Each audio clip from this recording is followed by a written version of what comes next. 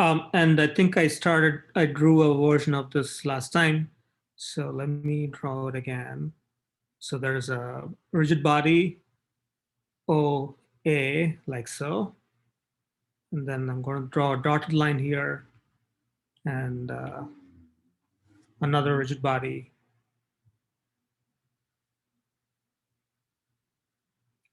like so.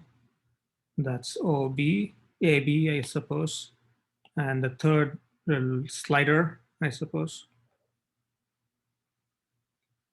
And the slider slides on a slot of some sort.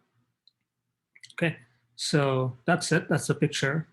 So this is called the slider.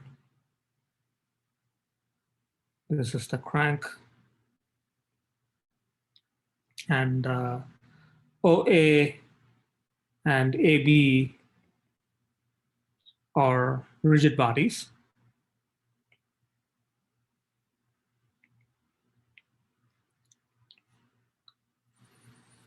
And let's say we are given some coordinates at the moment shown.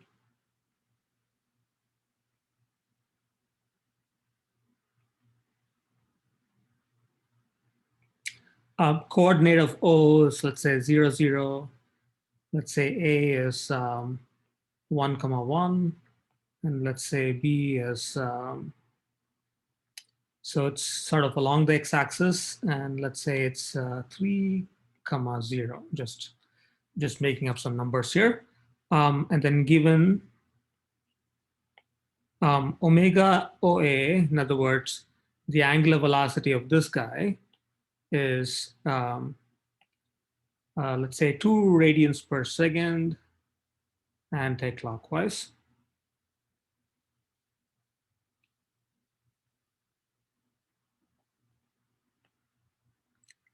I guess let's say that only that is given. This is, let's say, part A.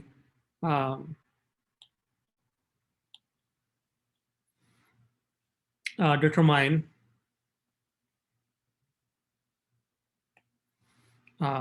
velocity of A, omega AB, and velocity of B. Okay, so these are the things that we want to determine, let's say. And it turns out that this is sufficient information to determine all those things, okay? So we really have just one equation that we kind of use over and over again. So let's start using that. So solution.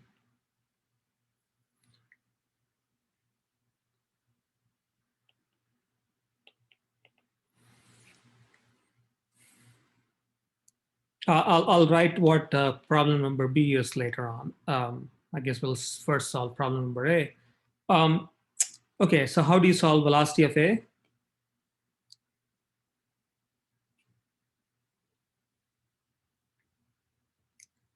Well, we just use the standard formula. So we know because A and O are on the same rigid body, there is a relationship between the velocities of O and A.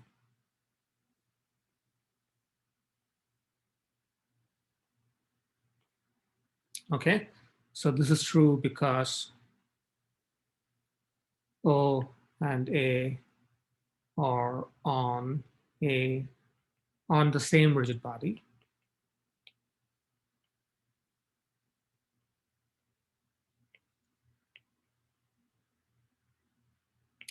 Okay, so what is VO?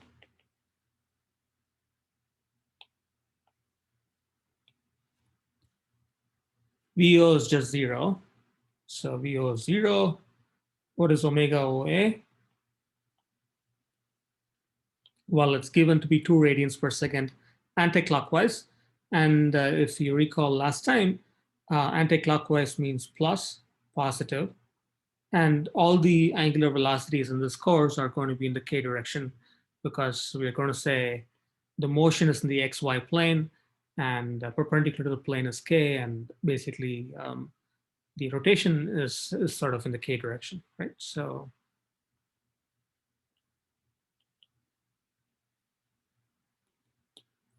So those are I and j, and k comes out of the board.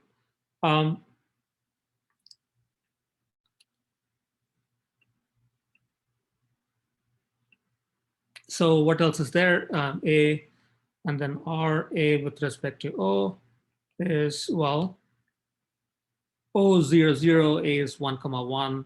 So this is just I plus j, because that's basically minus 0.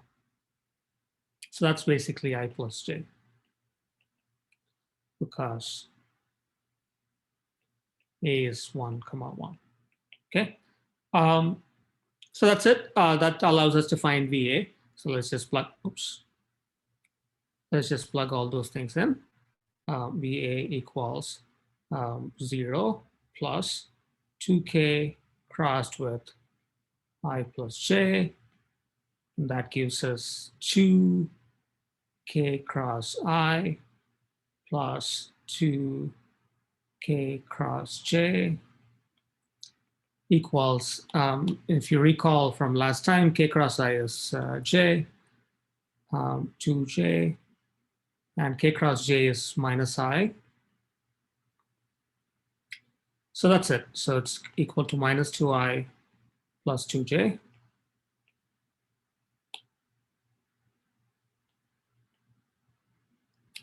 And hopefully that makes sense. So what is minus 2I plus 2j? It's actually going to be a velocity in this direction. It's 2j minus 2I, they're kind of equal. And it's going to be 45 degrees in this direction. And that makes sense because this is 45 degrees in this direction. The velocity needs to be perpendicular to it. Okay. So that's the velocity of A. So partly done.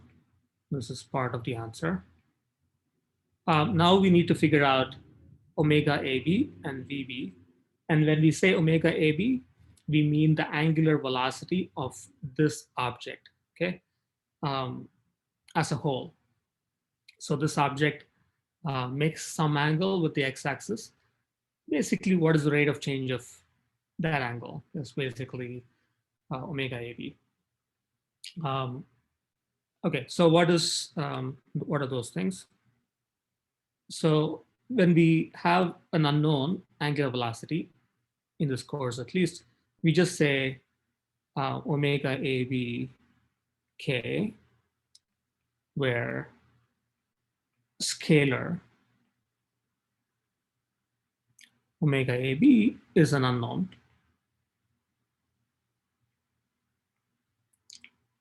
Okay, so we've just converted this vector into a scalar, and this is what we need to find. And then similarly, I seem to have pressed some random button here. How do I get back to this? You need to select your pen again. You're on text instead of okay, writing. cool. Thank you very much. Perfect. I've never seen that, whatever I did. Yeah, cool. Cool. Thank you for that. Okay. Let's see. So we are trying to find, well, this angular velocity scalar, omega AB, but we're also trying to find VB, okay? So let's look at VB, velocity of point B, okay? What do we know about the velocity of point B? Do we know something? It's going to the right only. That's right, yeah. So basically it's stuck in the, oops, I guess, okay. I should have said, this is probably people saw this, notice this, but I meant to say, of course, that this is I and that's J. This is J, this is I. But you're absolutely right. It's either going to the right or going to the left, or in general stuck along this I direction, I guess, okay? So what we can say is VB equals VB scalar times I, because only in I direction, and VB scalar is unknown. Okay. So basically what we have is two unknowns, two scalar unknowns. So we have a omega AB unknown, we have a VB scalar unknown. So we have two scalar unknowns, omega AB and VB. So really we need two scalar equations. Need two scalar equations, which can sometimes be one vector equation, right? So, okay, so let's see. So what else can we do now? We've already used the fact that O and A are on the same rigid body. Can we write a similar equation, another similar equation? Well, we can write an equation in connecting A and B. We've just computed the velocity of A to be this thing. So we can write an expression for VB in terms of VA. So let's do that. So because A and B are on same rigid body, namely AB, VA equals VB plus omega AB cross RA with respect to B. And VA we already just computed, minus 2i plus 2j. And VB, we just said is VB times I. And then omega AB, we said is omega AB times K crossed with RA with respect to B is basically, well, A is 1, 1, B is 3, 0. So let's, let me just write this here where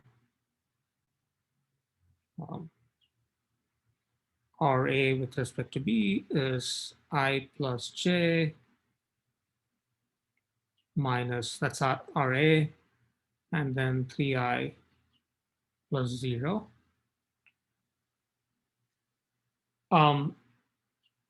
What is that equal to? That's going to minus 2i plus j. So that's basically your RA with respect to B. This is A, this is the position of B, and we're just subtracting the two things. So let's do that here. Okay, and that's basically it. We can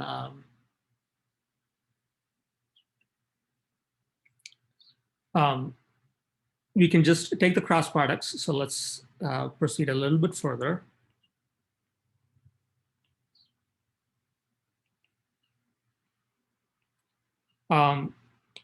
Omega AB minus 2, so we have basically minus 2 omega AB, K cross I, and then plus omega AB, K cross J. Let's proceed.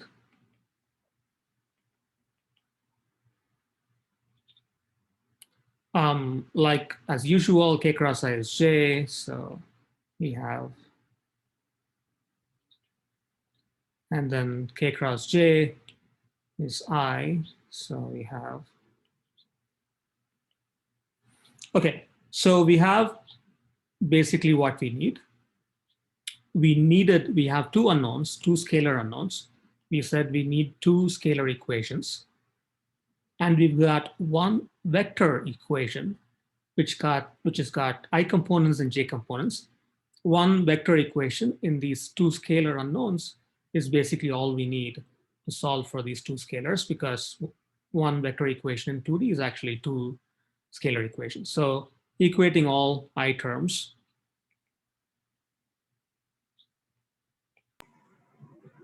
Should one of those cross products be negative? Ah, cool. Thank you very much for catching that. Thank you. I guess People said that on the chat window as well. Thank you.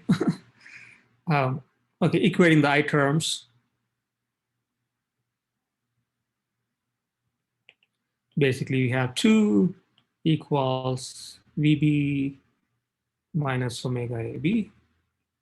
So let's call that 1. And then we have 2 equals, so with J terms,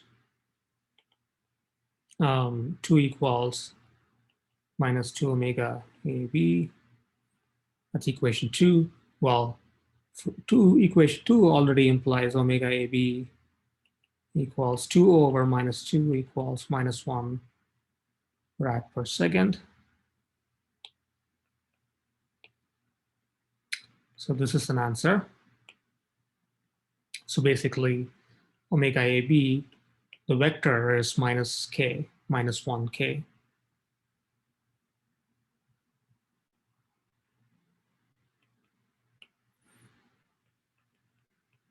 And then we can plug this into 1. We have minus 2 equals VB minus of minus 1 equals VB plus 1. So VB equals minus 3, I suppose. Or VB, the vector, is going to be minus 3i.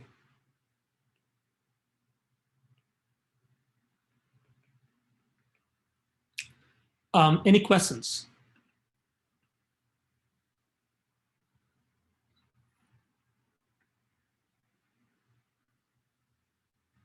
There's a question on the chat. Why did I subtract 2 omega bj hat? Where is that now? This thing? I guess this is just a cross product here. K cross I is j. Yeah.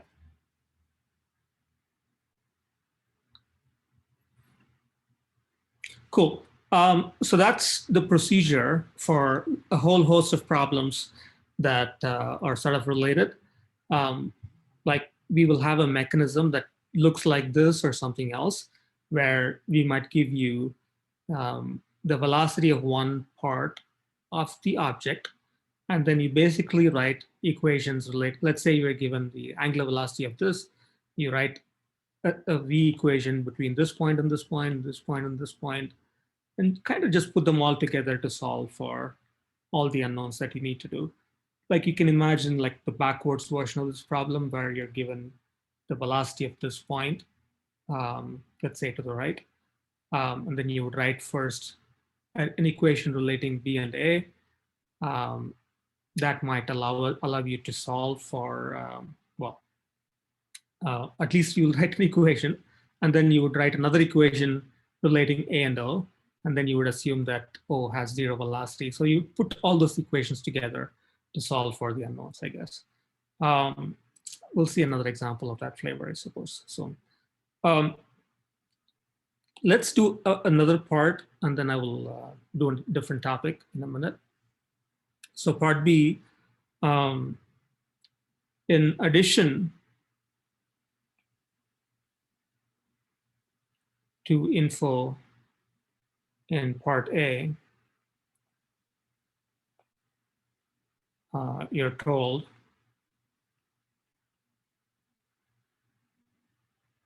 that, let's say, let me use AB equals 2i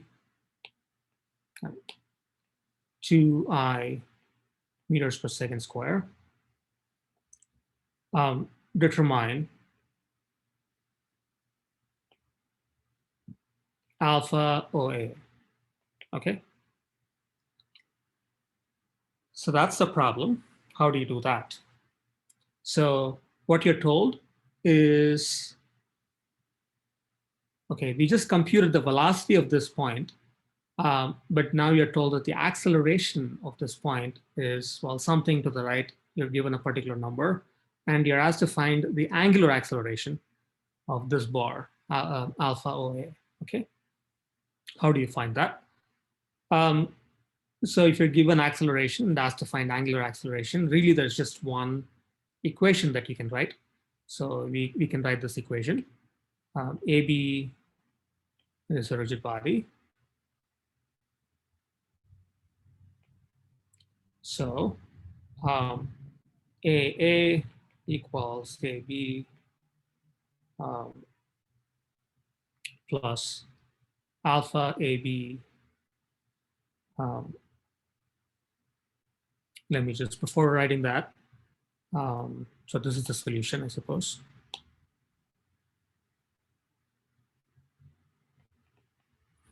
So alpha AB, the vector is alpha AB, the scalar, times K.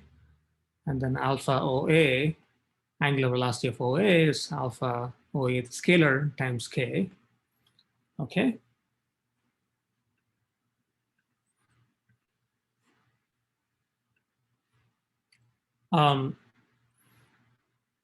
Okay, so these are unknowns. This is an unknown, this is an unknown.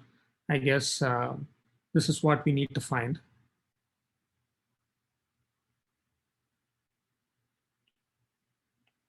Okay, but basically we assume angular accelerations are always in the k direction because the motion is in the ij plane. And then here we are just writing down the standard formula.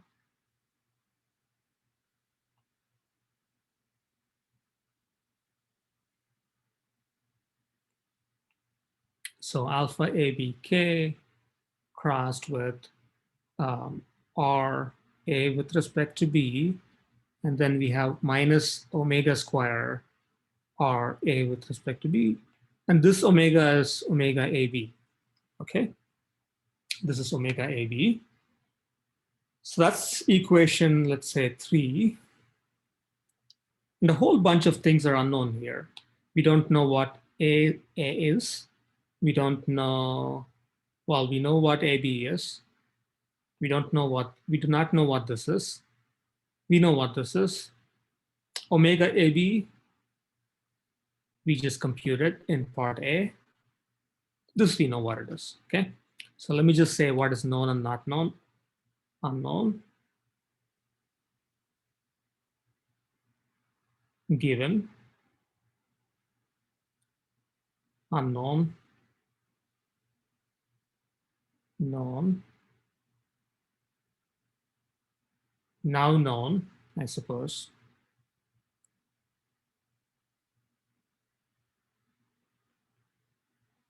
And then this is again known. What should we do next? Like we have an equation with a lot of unknowns here. In particular, a sub a is actually 2 unknowns because we don't know the x acceleration, we don't know the y acceleration for a sub a, because it could have a centripetal term, it could have like a tangential term. So the next step, we just wrote the acceleration equation between a and b. We can write an acceleration equation between o and a as well. So let's do that. So OA is a rigid body. So let's call this equation number 4. Let me write it in the same sort of format. AA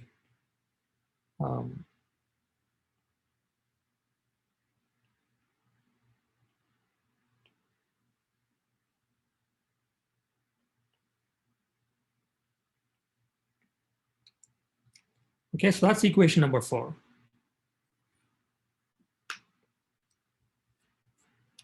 Any questions? And thankfully, well, this AA is there on both equation 3 and 4, and we can just, well, we can think of it as doing 3 minus 4, or you can just say this is equal to this. You can say it either way. So equate A from 3 and 4, or do 3 minus 4, same thing. Basically, we have AB plus, I'm just writing that out here.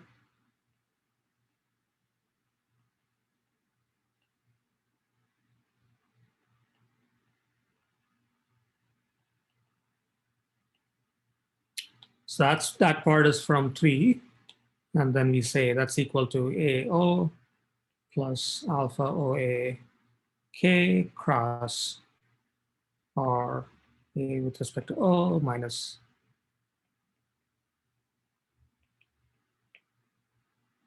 Okay. Now what all is known here? That AB is given. Okay. AB is given. This thing not known. This thing given known. This whole thing known. What is AO? What is acceleration of point O? 0.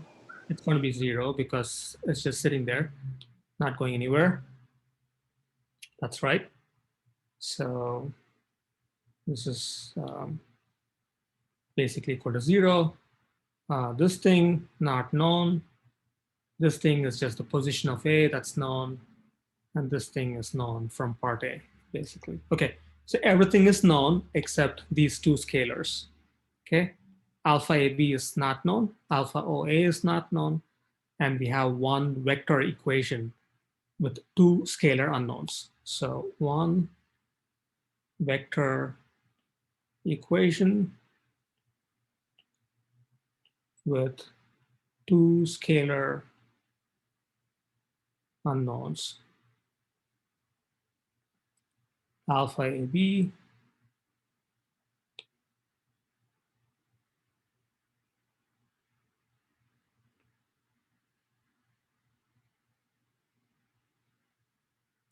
alpha OA, I guess, are the two scalar unknowns. And we basically solve. We can proceed a little bit. Maybe you'll just spend 5 minutes solving this thing so that you guys have seen a couple of problems, I guess. AB, I think we said was 3i. And then alpha AB K. RA with respect to B, I think was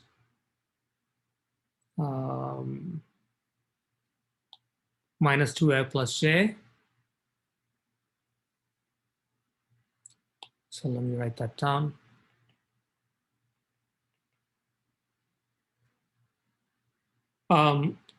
Omega AB, we just computed. Omega AB is supposedly minus 1, and we square it. So minus 1 squared.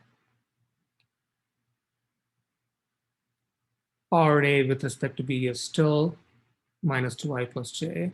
So that's the whole left-hand side. And that's going to be equal to the right-hand side, which is 0 for AO plus alpha OA K cross RA with respect to O. Well, let's just recall what RA with respect to O is. A is basically 1, 1. RA with respect to O is I plus j, okay? So let's put that in there.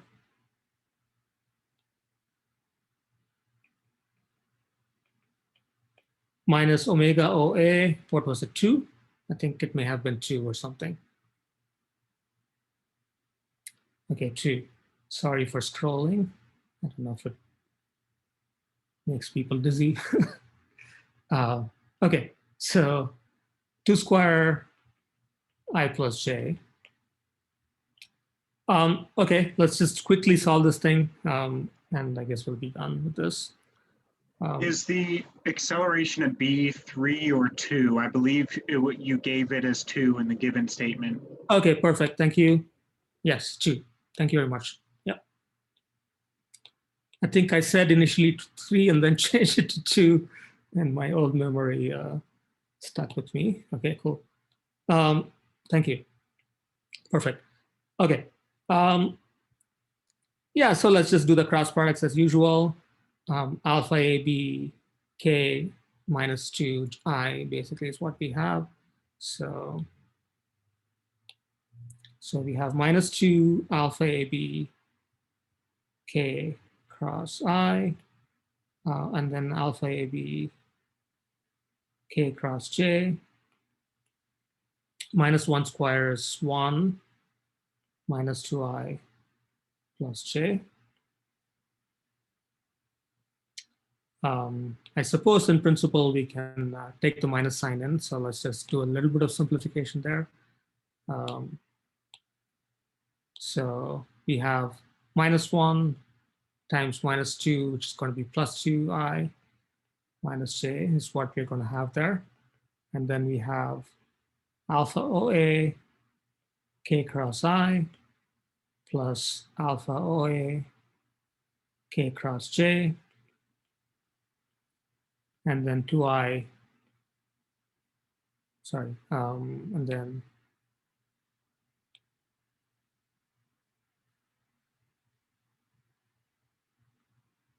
-4I minus 4J. I suppose we're just expanding this out here.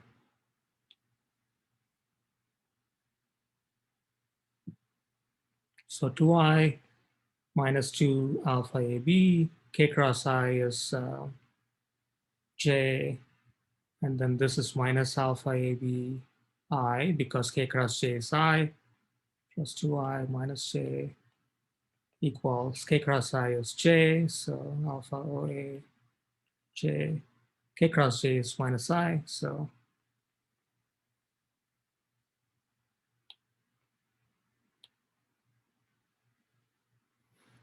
minus 4I minus 4J. So, and then we can collect I terms. Using the I terms, we go 2 minus alpha AB plus 2. Basically, this term, this term, this term is on the left-hand side. And then on the right-hand side, we have minus alpha OA, this term, and then minus 4. So let's call that equation 5. And then we can equate all the J terms, where we go this term equals this term and this term.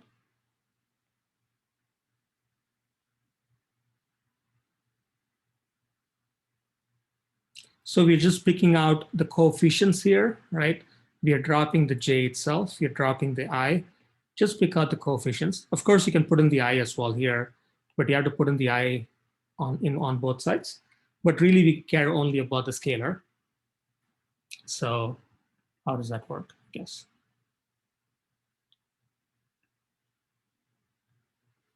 Okay.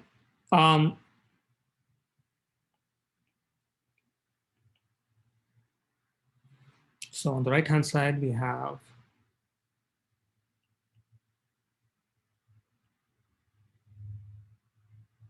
okay, so that's about it. You can solve.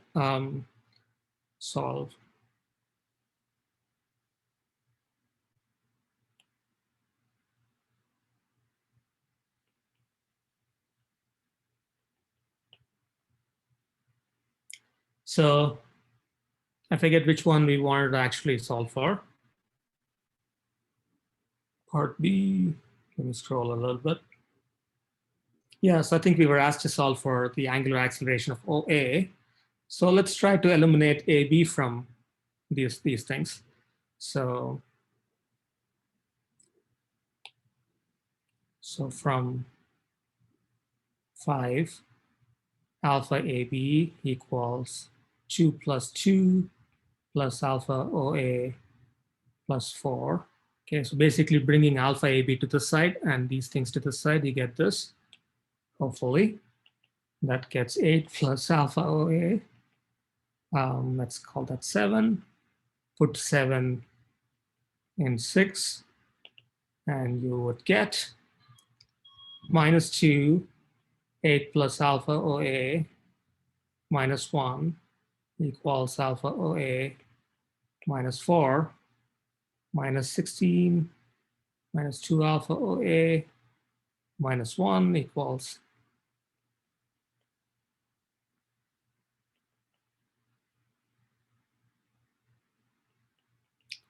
So bringing the minus 2 alpha OA to this side, you get 3 alpha OA. And then we can bring the minus 4 to this side, which will be a plus 4. So it's going to be minus 17 plus 4, which is minus 13.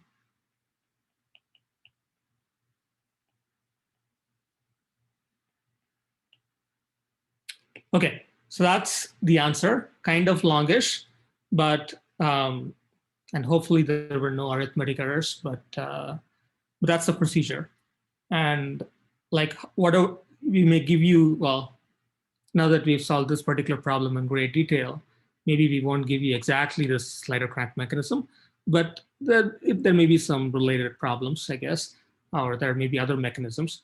But the basic procedure is basically write equations connecting this point and this point, this point and this point.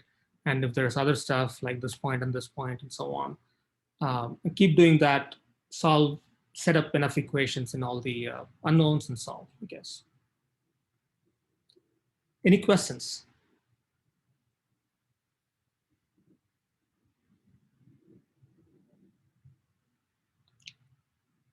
Okay. So we'll do sort of one more problem with this flavor next time, just to see sort of a different mechanism. I'll do next time. Another example.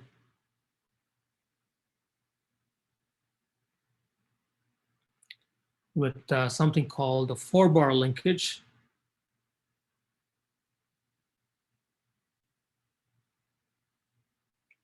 Anyway, I guess we'll see that next time, which is a different mechanism, sort of different from slider crank. After, like we said last time, that the slider crank, there's probably 1 billion slider cranks in the world. There's probably at least hundreds of millions 4-bars in the world. I don't know. This is the second most common mechanisms, I suppose.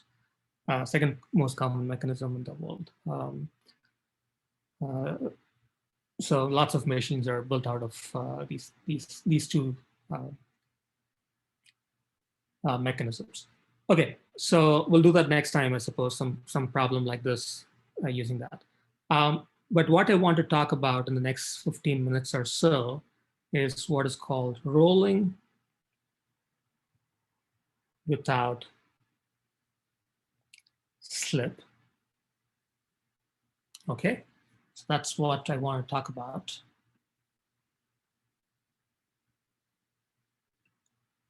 So there was a question on the chat window. This answer is in the k direction. That's exactly right. So if you want to write the vector version, so alpha OA is going to be equal to minus 13 by 3 k, I suppose, rad per second square. And you can leave it as such. By convention, when we say negative, it's basically in the anti-clockwise direction. And that's that. This means anti-clockwise, or this means anti-clockwise. Cool. Okay, rolling without slip. What do we mean by that? This again is sort of, I want to say, slider crank doesn't even come close to how important this topic is in terms of its effect on human civilization. I guess people say one of humanity's greatest invention is the wheel, and the wheel works because it more or less rolls without slip. So what do we mean by that? So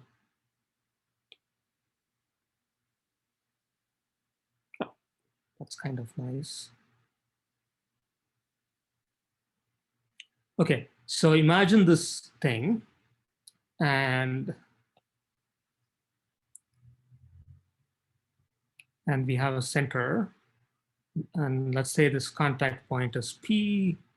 The center, let's say, is either G or O or something.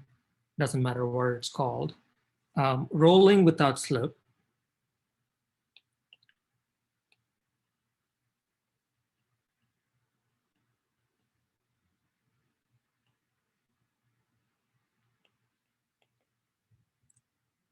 So this is wheel rolling without slip on a flat surface.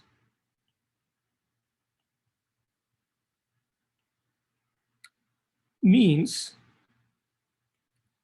that at every point in time,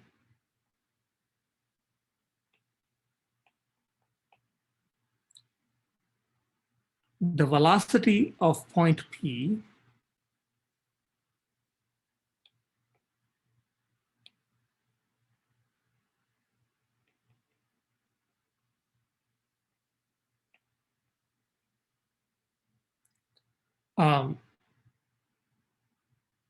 equals point P on the disk, on the wheel,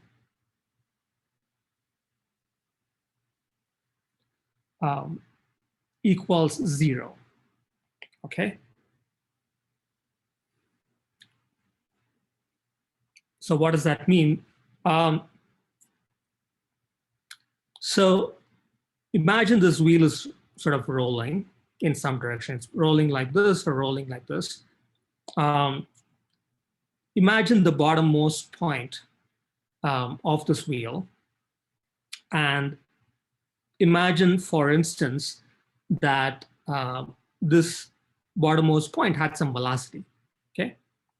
What would that mean? It would mean that this wheel will be rubbing against the ground, right? It would be sliding against the ground. It would be basically it will have slip.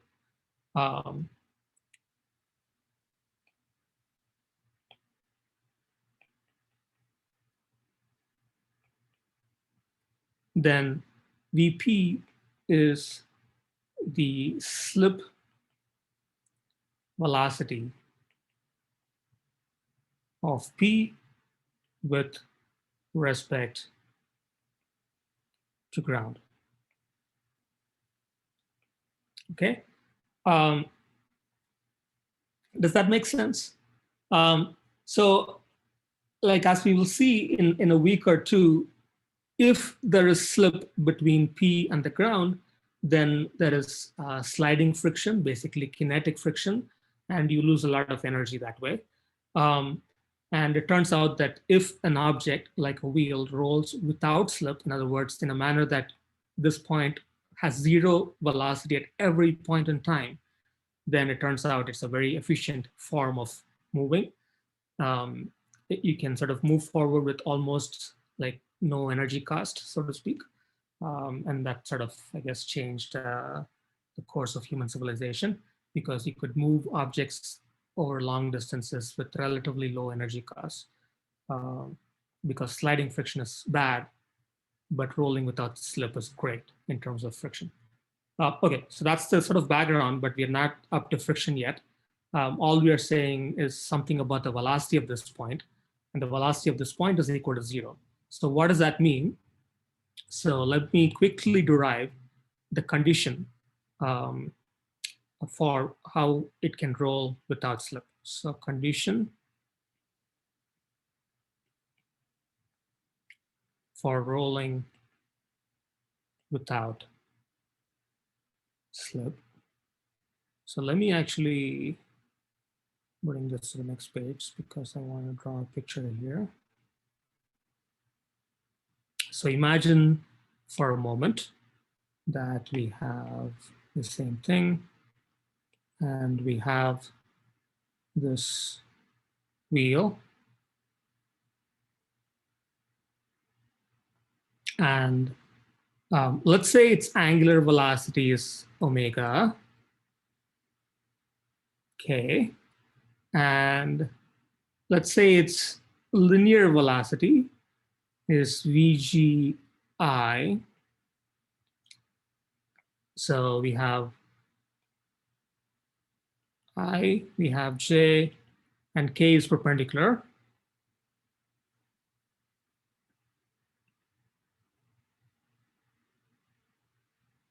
Okay, so there's a question on the chat window.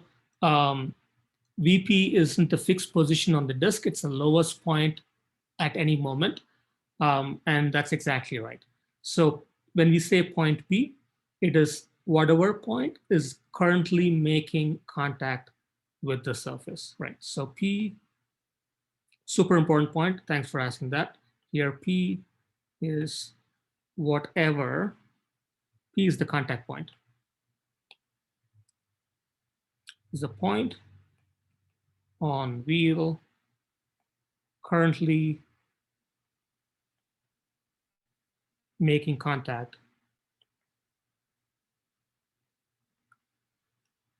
with the ground. And you're absolutely right, Daniel. Not a fixed point on the wheel. Okay, so it is the current contact point, and after a while, a new, like at every moment, the contact point will change. Like the contact point will basically, each point will essentially be a contact point for a moment until the next point sort of rolls in and so on. So the contact point keeps changing. And when we say rolling without slip, it's a velocity of the contact point, which happens to be 0. Yeah, absolutely. Yeah, so isn't that point moving as the disk rolls? It's a great question. And we will expand on this perhaps next time.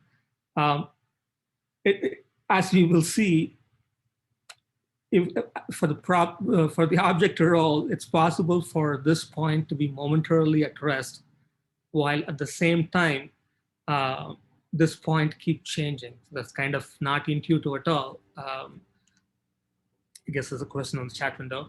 How does this point get to change if it's not moving, right? So it turns out that this point has an acceleration, but no velocity. But despite that, it can sort of keep changing. So we'll sort of explore that next time. But let me just quickly derive the relationship, and then we'll sort of go over this again the first 20 minutes of next lecture. Basically, I said, let's imagine a wheel that has some angular velocity, has some linear velocity.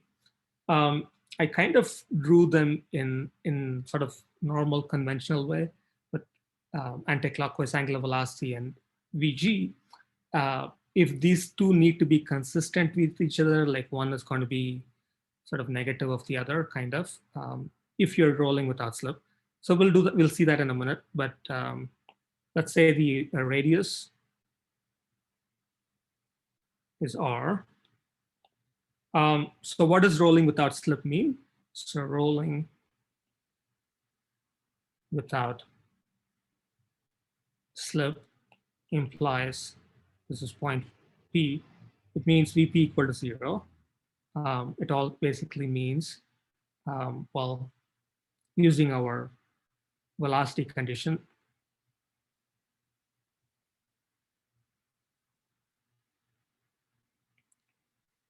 so that's your usual velocity condition. So it's basically 0 equals VGI plus omega k cross RP with respect to G. P is this point, G is this point. This vector is RP with respect to G, and that's basically minus RJ. Okay, so it's going to be minus RJ. And we can expand this out very quickly. So this is VGI plus